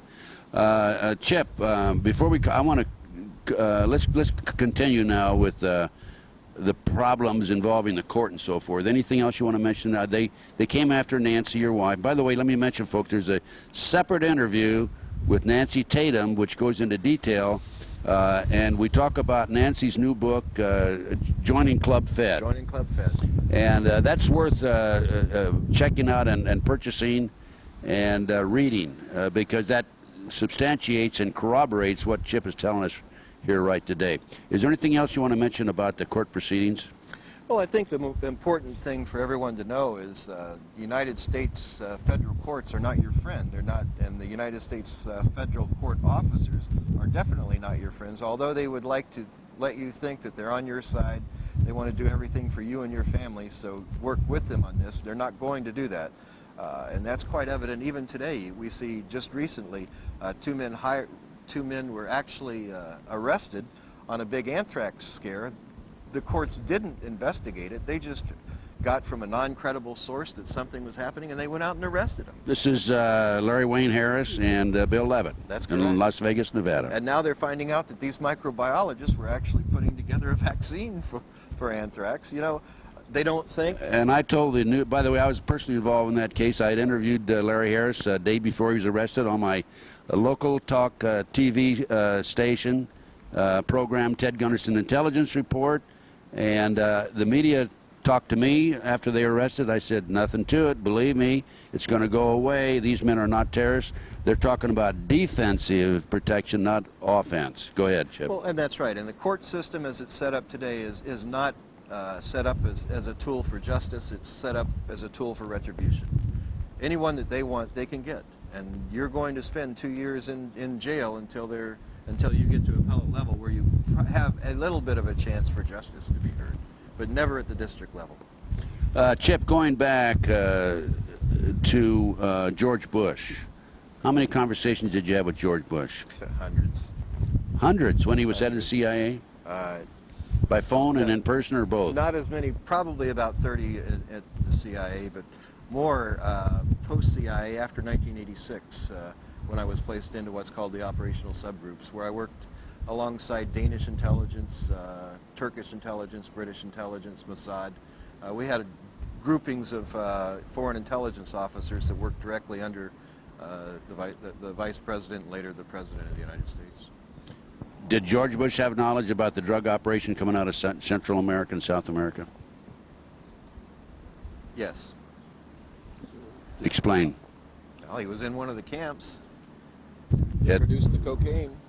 Yeah, but did he know about it? He was standing at a press. George was also, in addition to Ollie. George Bush was standing right at a cocaine press. And did he have a picture of that? In a place called Roos. I have a picture of something. Okay, we won't go into that. So George Bush was aware of it too. Ollie North was aware of it. How about Clinton?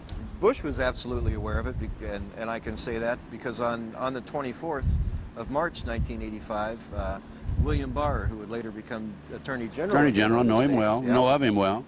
William Barr actually called Vice President Bush via SATCOM and talked to him about the loss of over $100 million in assets of the enterprise. And we all know the enterprise today as being the company that, or the operation that Ollie North set up.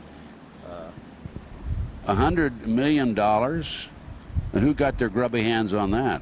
It was decided that there were three entities involved, not one particular person, but Noriega had involvement, that Barry Seal had involvement, and that the governor of Arkansas, who was involved in it at the time, Bill Clinton, had involvement in it.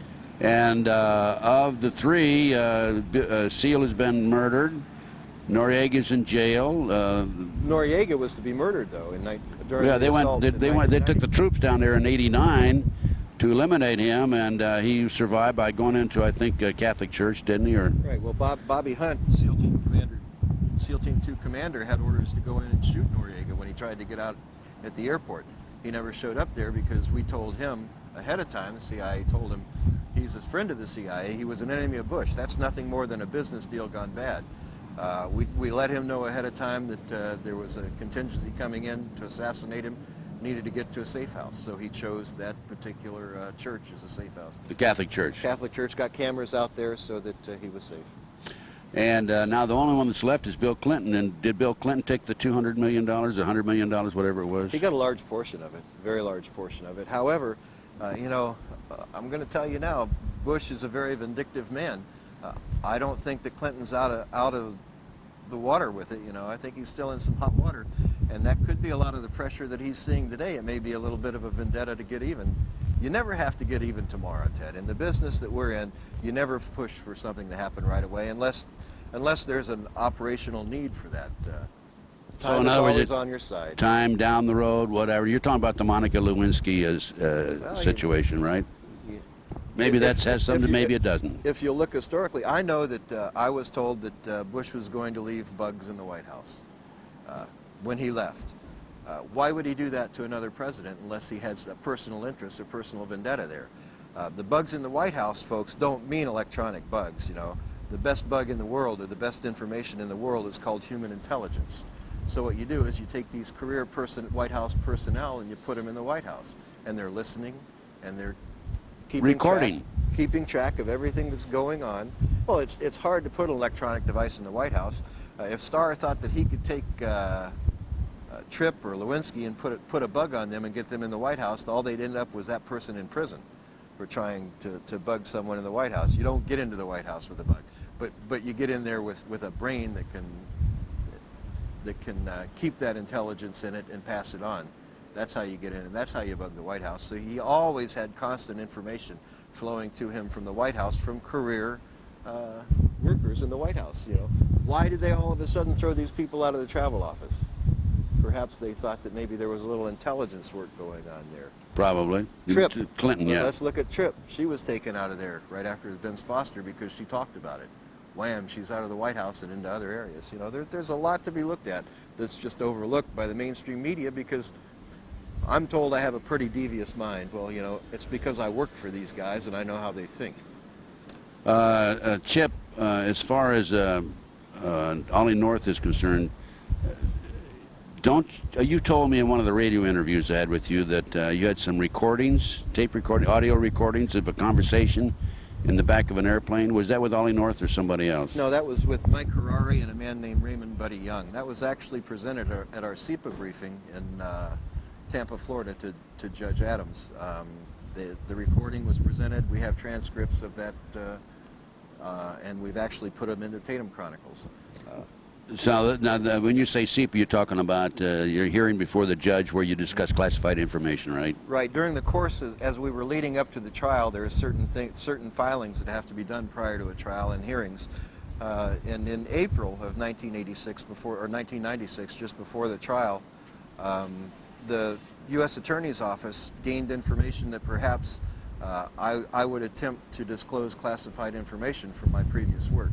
So they filed a motion with the courts that required me to file a briefing, an actual brief, outlining any classified information that I would attempt to use in my defense.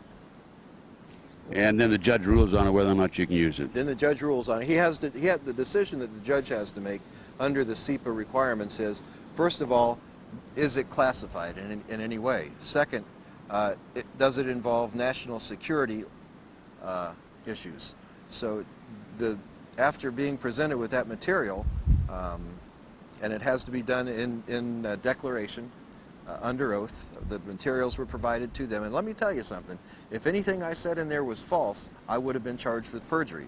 There was never a perjury charge. The issues that were given to him were investigated. I was never charged with perjury or obstruction of justice, trying to say that this happened when it didn't. That's an obstruction of justice charge. No charges like that ever came out. That's a pretty big issue. Was the judge sympathetic, you think, and objective? Nancy talks about this judge being a terrible judge, but let me tell you something. It's obvious to me, working in the arena that I work in, he knew what was going on. He made the decisions that he made, so there would be no question at the appellate court that justice was not served. So actually, he probably was your friend then. He's the only reason that I can talk about it today. By him saying that this information was not classified and doesn't have to do with national security, the CIA can't come back on me. National security folks can't come back on me for talking about what I presented to that court at the time. Chip, let's go back, and we've talked about Ollie North, we've talked about George Bush, we talked a little bit about Clinton. Did Clinton, do you have any direct knowledge that Clinton was aware of the drug operation coming into Arkansas? The direct knowledge is that Buddy Young was actually a advisor to Clinton. He was his chief of security, and he was one on board the aircraft, and he was sent there by Clinton to investigate the loss of monies that had been determined. Additional direct knowledge comes in the fact that one of the people called by Barr was the governor of Arkansas on that SATCOM. He called North, he called the vice president on this 24th of March conversation, and he called the governor of Arkansas and talked to him. So, and governor of Arkansas then was William Jefferson Clinton. So they were talking about the enterprise, about the lost monies. And additionally, in earlier years, and when I was at Fort Campbell, Kentucky, I actually flew several missions carrying medical coolers again with money and drugs in it into Arkansas. Out of where, Fort Campbell? Out of Fort Campbell. It was delivered to us by the 324th Med Battalion. Out of the South America? Out of South America. They were operating in the South America in Honduras. It was flown by C-130 to Fort Campbell. It was marked medical supplies. Donor organs, this particular one was marked. And we were advised to give it to Dr. Lassiter at Little Rock Air Force Base. So we flew it to Little Rock Air Force Base. I opened the coolers. I don't fly a cooler without opening it. I don't fly anything without opening it. Let me tell you why I don't fly coolers without opening them. I was told by Colby earlier that Torrijos died simply because they put a cooler marked donor organs on his aircraft that blew up in flight. So whenever I see a cooler, I open that cooler. And what did you find in the cooler? We found a large sum of money and 3 kilos of cocaine in one cooler. In the other cooler, we found all cocaine. Those 2 coolers were picked up by Dr. Lassiter, who actually ended up being, as we found out in later years, a man named Dan Lassiter, who was convicted for trafficking cocaine in Arkansas. However, he was pardoned by the then governor of Arkansas, Bill Clinton. And did you have any information that Clinton had direct knowledge of that? No, you flew him into Arkansas. Was Clinton there waiting for it, or was there a limousine there or anything like that? We had to wait over an hour and a half for Dr. Lassiter to show up. But when he finally showed up, he showed up in an entourage of vehicles. There was a van, there was a stretch limo, and an unmarked police car. In the coming out of the stretch limo, Dr. Lassiter came forward. He had 2 people with him. One stayed at the car and one came over. He introduced the one that walked over to the aircraft to pick up the coolers as the governor of Arkansas. And the governor of Arkansas extended his hand, and that's the first time I shook the hand of William Jefferson Clinton. He wanted to let me know that the people of Arkansas appreciated me bringing those donor organs. He didn't know you'd looked into them. He didn't know I looked into it. Do you have that in your book? Yes, I do. Yeah, that's in again the Tatum Chronicles, right? Okay, Chip. Now, what about the truth serum, truth drugs that the CIA used? We need to talk about that. Sure. People can be alert for it. You know, I talked a little bit about in those containers down in South America, the processing that was done, and during the processing of cocaine, there were these little green pod-like things. I would later find out, working on the international side, that these little pods came from the nightshade family. They were used to produce a chemical called a form of what's called scopolamine, but it's a much, much stronger potion than what is commercially made. This stuff's made from the orange blossoming trumpet from the nightshade family, and we use it. We nicknamed it. It's called Burudenga, the voodoo drug. We use that to drug a target. We can put them under our complete power with a properly induced drug. they'll do whatever we ask them to do, and when the drug wears off, they won't remember anything that went on during the drugging. Used quite extensively. Used quite extensively. Used quite extensively, yeah. You know, every time I hear of an instance, to give you an example where an assassination is committed and someone comes forward and on the political side, now not just in a small town, but on the political side when there are political assassinations, like Rabin. I was in prison at the time, but there's no doubt in my mind that was a Burundanga assassination. This kid apparently shot Rabin, went in and admitted to shooting him, and then 3 days later said he doesn't remember shooting him. He didn't remember ever signing any statement saying that that's Burundanga. You see that quite regularly, really. Oh yeah, don't you? And it's actually becoming epidemic proportions. We've used it for years in the CIA, but now it's out in the general populace. And in Colombia, a lot of the gangs have it now, have access to it, and they're using it to rob people of their bank accounts. And I mean, a guy will get hit with Burundanga, given a Coke that has Burundanga in it, take a drink of it, and next thing he knows, his bank account is empty, and he'd given it to this one of these drug gangs. And they give him instructions, tell him what to do, he does it, and then 3 days later he doesn't remember. They'll do anything. They'll shoot a person, they'll shoot themselves. They'll do anything you tell them to do. What about drugs that the CIA uses to induce heart attacks and death? Those are usually two-part poisons, compounds, so that they're not connected to a poison.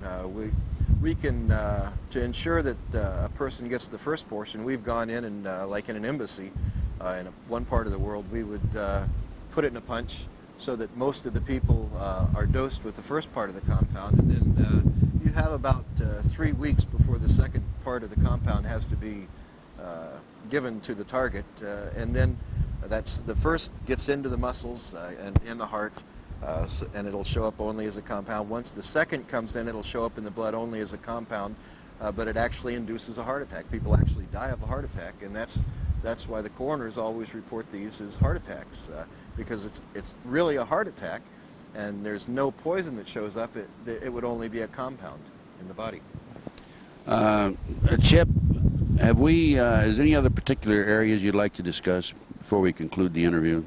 I don't think so, Ted. I think we covered it pretty well. We have said quite a bit. There was one other area I want to ask you about in conclusion then. What about Jupiter Island and the New World Order plans? In the 1980s and 1990s, I was tasked under the Terrorist Incident Working Group to a unit called the Operational Subgroups. Many of our meetings in 89, 90, 91 were held in southeast Florida on Jupiter Island, in a briefing in a home of an affluent woman, and we held our briefings there. Those briefings would normally follow the G7 conferences and summits, and the reason it would normally follow that is because at that time, remember I said we were working as an international group, not necessarily just U.S. Intelligence officers. Under this international plan, they were looking toward doing a master plan for the whole world. You know, even as a community, as your community has a development plan to help develop the community into a better place, these people have their plans to develop the world into a better place. And I would sit in meetings and they would come to us and say, well, you know, we have a problem in this arena. We have a very uncooperative government, say in France. We need to do something there. So it would be tasked over to the operations and plans section of the operational subgroups to come up with a plan on what to do. So we would go into our planning phase. We'd look into say France and decide, well, you know, the president in France just isn't cooperating here. You know, he's kind of a loose cannon. What can we do? Well, let's do a little counterintelligence work, incite some riots or something like that. And that's what we did to help neutralize these countries and these leaders. Sometimes we go into a country and wipe out that leader's bank account and let him know, you know. But you had the power to do that. Sure we had. Well, didn't you have a situation in Central or South America where the leader of the country was not cooperating and he thumbed his nose basically at the CIA, U.S. government, and you said, well, within 2 weeks your brother or one of your relatives would be eliminated? Is that true? Daniel Ortega, the president of Nicaragua. We didn't have to pose that whole war down there to get him to have elections. All we needed to do was neutralize him, and we knew that all along. We went in. We told Ortega, "You're going to hold free elections within, and you need to announce that." He said, "Well, I'm not going to do it."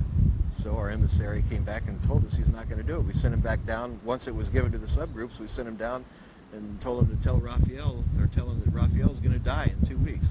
You can Raphael was who? His second cousin. Okay. Good friend of his, one of his best friends. And so he put thousands. He put him in a compound.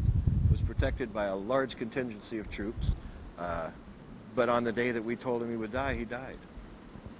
You want to say how he died? Rocket fire. In a car. Well, no, in the compound. It was rocket fire, but we also had people on the ground there too. So whether it was rocket fire or whether it was a bullet to the head, Well, now Jupiter. There wasn't enough left to tell. Unfortunately, now Jupiter Island. Who were? Let me qualify. Okay. Within 2 weeks, Ortega announced that there would be free elections in that country because he was next. Right, and you told him that. We told him. How about going back to Jupiter Island? Who attended these meetings in Jupiter Island? Had quite a few big names in those, and I'll talk about a couple of those, but I won't go beyond that because I like talking. I like breathing. I like eating. No matter how good my insurance is, I know that there's some people you never talk about. Right. So I won't. George Bush was one who would normally attend those meetings, if not personally, at least through teleconferencing. An additional member that was always there was the man who still commanded me in these operations and who actually recruited me into black operations. His name was Bill Colby. Who's now dead? Who's now dead. Mysterious death. When I walked away, I was told you don't just walk away, and I believe he walked away too, and that's why. Right, mysterious death. Another person who was there who oversaw all of our finances now runs the Judicial Oversight Committee in William the United Hyde? States Congress, Henry Hyde. Henry Hyde. Uncle Henry. Henry Hyde, U.S. Congressman from Illinois. That's the man. So you think you're going to get judicial parity? I don't think so. That reminds me, Chip. But I have some other names I could run by you, but I won't put you on the spot, okay? I appreciate that, Ted. Let's see. He's a man. I'm not going to call him. I met him in the White House myself on one occasion. Not General Haig, but somebody else. Let's see. That was 1973 for me. I had another thought that I wanted to bring up, and I'll remember it down the road. Well, you here. had asked me earlier what I'm doing these days, and let me tell you what I'm doing. Being a spook by trade, you can't just walk away. You can't just give it up. And you asked me what I'm doing on your radio show. What are your plans? And right now, I'm working as the two-county coordinator for the American Red Cross. And the reason I'm working as a two-county coordinator in Florida for the American Red Cross is it gives me the opportunity to interface directly with probably one of the darkest organizations the United States has ever seen, and that's FEMA. Oh, we know about FEMA. So I've been able to effectively infiltrate FEMA. I'm the person who deals directly with them in all issues and sit in meetings with them, and little did they know that they had a spook in their midst. They know it now. Yeah, they know it now. I told them last week in my last meeting with them. Well, then you have some pretty good information, I think, don't you? I waited till I got what I needed, and then I put it on the website. I did a big article on the website, exposed what they have going, how they effectively hope to take over. The big thing with FEMA is if the United States ever goes in to martial law, which can be put in place any time now because of Clinton's recent filings under the National Security Executive Act. Orders. Right. Since he's declared a national state of emergency already, all he has to do is have a nuclear, biological, or chemical threat active, and he can declare martial law. That's going to be pretty easy if he pushes Saddam into blowing up a biological, or if he shows the United States that there are people here, factions here, trying to do that, like they just tried to do with Harris. He can then effectively declare martial law. If he does that, though, the people who really take over the country and run things is FEMA. So you have to make sure, and I don't know that James E. Witt, the current head of FEMA, is one who goes along with this plan. He just, in sitting in our briefings and everything, he's just not one that's going to do it. So, Oh, didn't they replace him, or aren't they replacing him? so quietly, last fall they opened some offices in Washington at FEMA headquarters and brought their Region 6 administrator, a man named Raymond Buddy Young. Oh, we mentioned him earlier, right? Bill Security Clinton's officer. Security chief That's right. is taking over FEMA. Well, we'll see what happens in the future. Of course, we know FEMA is Federal Emergency Management Agency, and they have they take precedent over all law enforcement, federal and local, And in the event of military. and military in the event of a national emergency. That's correct. What a very clever plan devised by. That was originally set up by Bush, wasn't it? Yeah, it actually came from years ago. And if folks would ever want to go to the website and read that article, it's available there. It's called FEMA, the Dark Underbelly. What's your website? It's if they'll go to www.2.net and then just click on the Black Ops at the bottom of the page, they'll go right to the website. What about prison camps? You had information about prison camps. When we would fly cross country in Black Ops, in Special Ops, we would normally RO in at different areas. Nellis Air Force Base was one. A lot of military bases where they have large encampment areas that are built. We would RO in. We'd stay in those encampment areas. High security encampment areas. No cargo inside. And they aren't built for cargo. They aren't built to store things. They're built for people. What they intend on doing with that, I don't know, but they're in place. How many prison camps would you say? I know of 5 or 6 that I saw. I also know that the United States Bureau of Prisons is in the process of acquiring land across the U.S. In Coleman, Florida. They just acquired 1,200 acres for a prison, and they don't need near that for a prison. That's a big area. Well, they already have a prison, federal prison in Coleman, Florida. Yeah, that's correct. There's a political prisoner there named Michael Reconasutu, who I'm in contact with regularly. Right. Ex-agency also, by the way. Well, you know, in Texas, there are 8 prisons that have been built in recent years. They are staffed, but there's no inmates there. Is that the case in the prison camps that you were in? Yeah, they were staffed with security, just skeleton crew security. But no inmates. No inmates, no. Watch out, be careful. It's right around the corner, it looks like. And I don't prefer the word inmates. I prefer the name prisoners or convicts. If you're convicted, you're a convict. If you're not convicted, you're a prisoner. Is there anything else you want to mention about FEMA? No, I think that's about it. It's probably one of the darkest agencies that we have. Really, its power is, they have unbridled power to do anything. It takes Congress right out of the act. All Clinton has to do, or all the president, whoever it may be, has to do is from time to time report to Congress. That means he can send a 3x5 card to them, say, hey guys, things are fine and dandy. Come on back to work someday, but not today. What about Rothschild, Rockefeller? Do you have any connections there? The CIA and some of the cool... Not the CIA. Rockefeller, let me see, I keep forgetting about the mic. How about Rockefeller, the Rothschilds, and that bunch? Do you have anything that would tie them into the CIA operation, covert operation? Not CIA, but in Black Ops and when we talk about the G7 meetings and setting things in place, the powerful families always have input to the politicians that they've placed in power. And so in that arena, it's very easily for them to get their own desires taken care of. On a number of occasions, we've done work for them. You're talking about Jupiter Island now. Yes. So they have representatives there. Well, sure. Do you know, I know you know about the Bilderbergers, Council of Foreign Relations, Trilateral Commission. Were the representatives of those organizations there? No, when you talk about the Bilderbergers and G7, you're really talking about the same group of people, because the G7 are the politicians representing all these group of people. And some of these top politicians bring in their desires, and this is what we want to do, and Amschel Rothschild wants this done before he died, and it was done. And then Rupert Murdoch put out the word to 600 of his various news outlets and said under no circumstances mention homicide, either natural causes or suicide, and of course they came out with he hung himself, and then the French police came along and said, wait a minute, it was murder, he was murdered.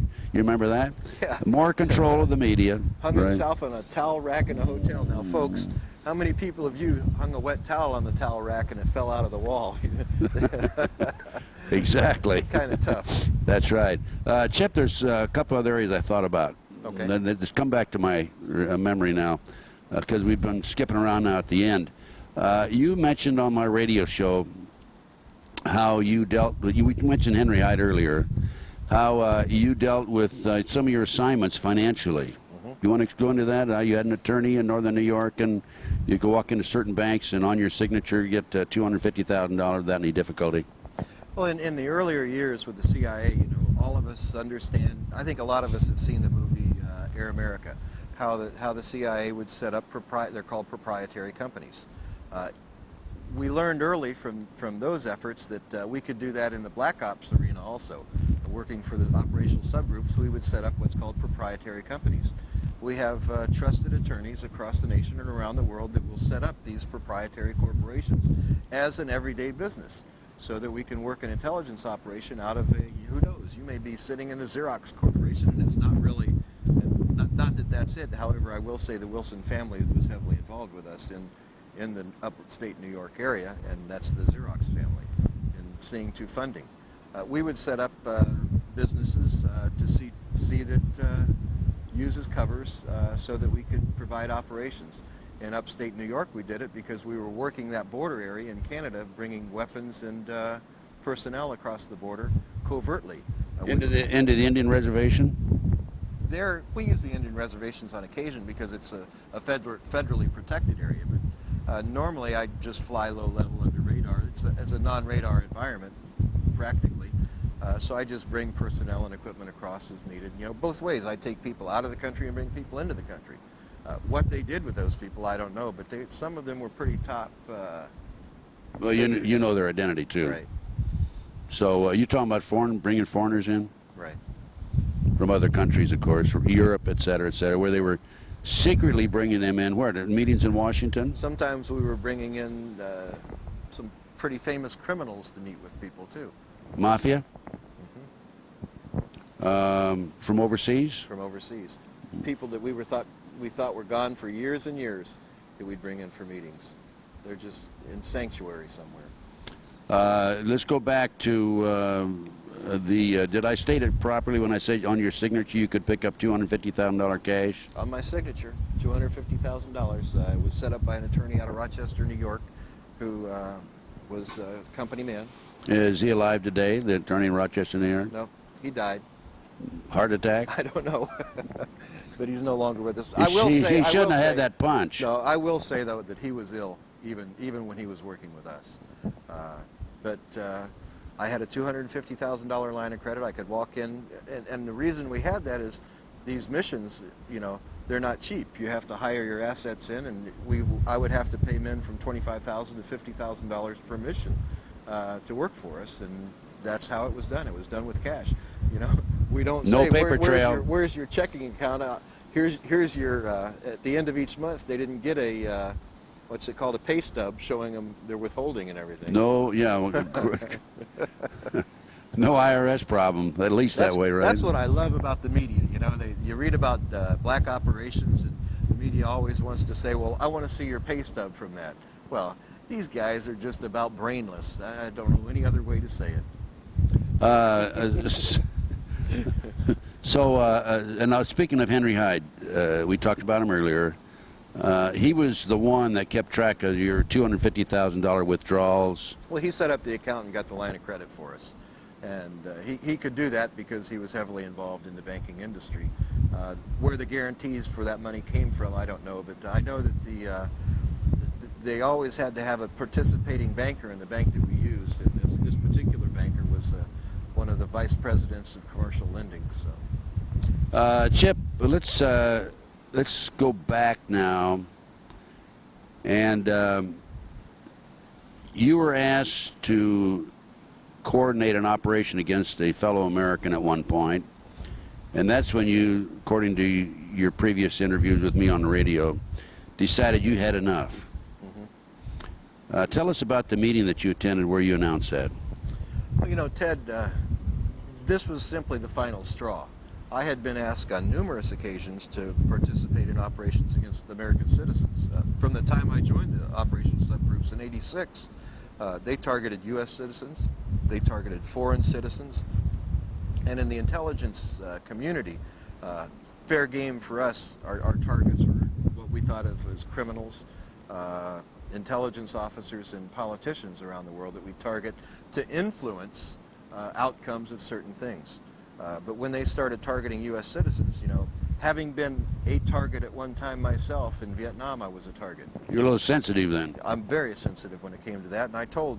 Not to mention when they targeted Nancy. Yeah, that's right. That was it. I'll tell you. That broke brought it. my wrath. That's it, right? When, Okay. when I was and good asked, for you. Huh? When I was asked in '92 to see to it that Ross Perot was neutralized, and when I say neutralized, it means that we could intimidate him, we could coerce him, which is a little stronger, more strong-arm tactics, or we could terminate him. And the man who actually gave the order to do that was George Bush, the President of the United States. And this was in a meeting you attended. It was in Jupiter Island. He wanted Ross Perot neutralized. I went to a friend who's a federal officer. I walked out that day. I dropped a tape on the table. It had been my insurance policy, and I so that they could see what I had, I let them know, this is what I have. If I die, it'll come forward. Now, this is you're in a meeting, and you said, I've had it. This is enough. Put the tape down. Hey, guys, I'm leaving. You left. Do you think that they reviewed the tape immediately? I bet they couldn't get it in a VCR quick enough. I would imagine they had a stampede right behind you with the tape in hand. I talked to Colby. The first VCR machine. I talked to Bill after that. He was in the meeting, and he said that they just looked at each other stunned at first. They just couldn't believe it, because Bill told me on the spot. He said, Chip, you can't walk away from black operations. And that's when I put it down, and a smile came across his face, because he's the one that told me to do it. He's the one that taught me to make it. They told you how to do it, huh? Yeah, he knew on all those meetings what I was doing. You know, here I'd sit there with a briefcase, pointing the briefcase. It was pretty obvious to him. He and I were the only real spooks in the meeting, that, you know, other than some of the other... You were the only two real loyal Americans then, weren't you? Well, yeah, others were Mossad agents and so forth, but they're protected by this too. Most of the guys in the OSGs are protected. When I say that there's 8 different officers, they're not necessarily U.S. officers. What are the other countries represented there? The Mossad, and British intelligence. Those 3 entities are compile the 8 men that protects right now. Wait a minute. The Mossad, British and American? The Mossad, British, and American. But didn't you have other countries represented there? We had Danish intelligence, we had Turkish intelligence, yeah. But that was, sometimes Australians, you know, had input in, but that was about it.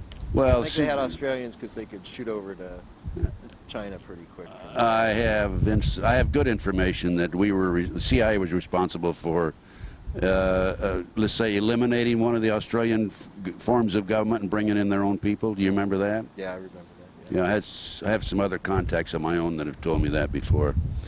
And by the way, I no longer receive Christmas cards from that fellow anymore.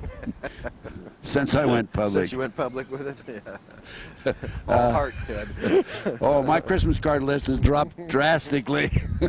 It went from like that down to about like that when you stack the cards one on one.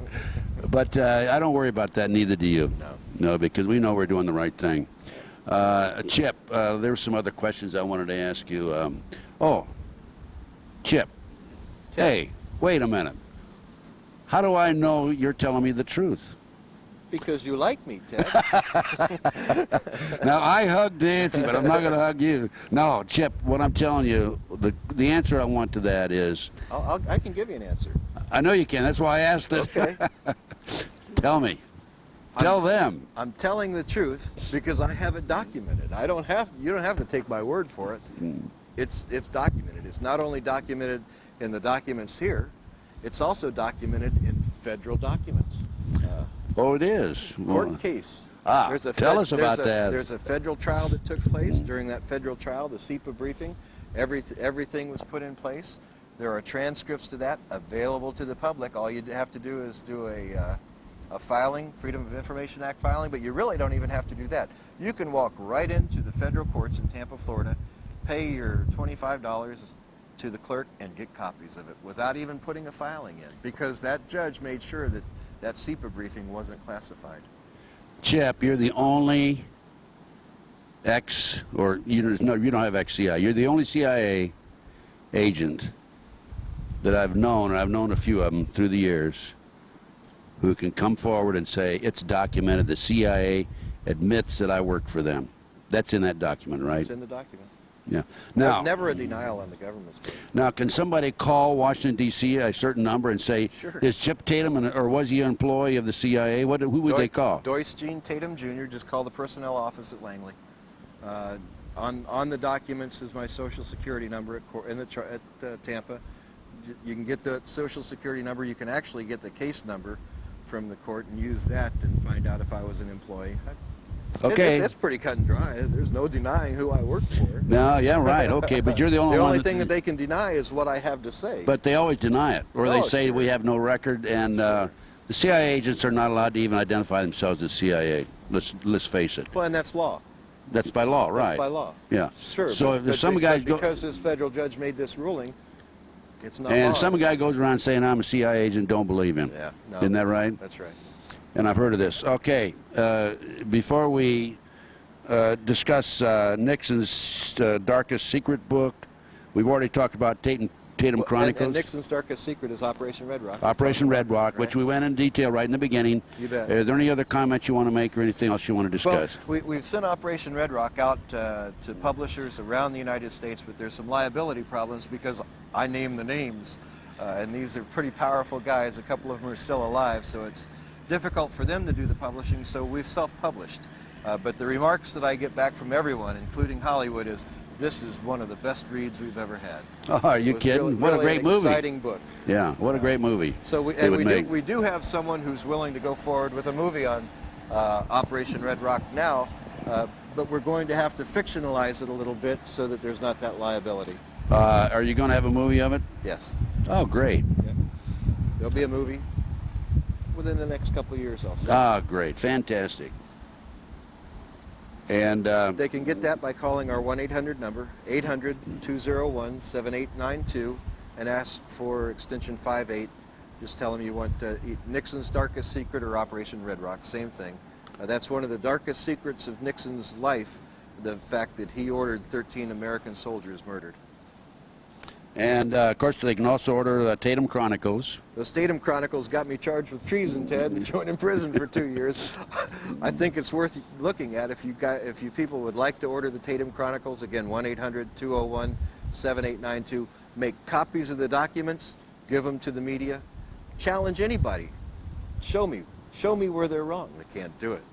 Okay, also, folks, you can purchase this video. I know you're looking at it right now, but if you want some for your friends, or your friends want to purchase this video, call 1-800-201-7892. Extension 58, and it's available. Just talk to the operators. They take MasterCard, Visa, and personal checks. And I will also make these available through my flyer and catalog and so forth. So we'll two-time them, Chip. You bet.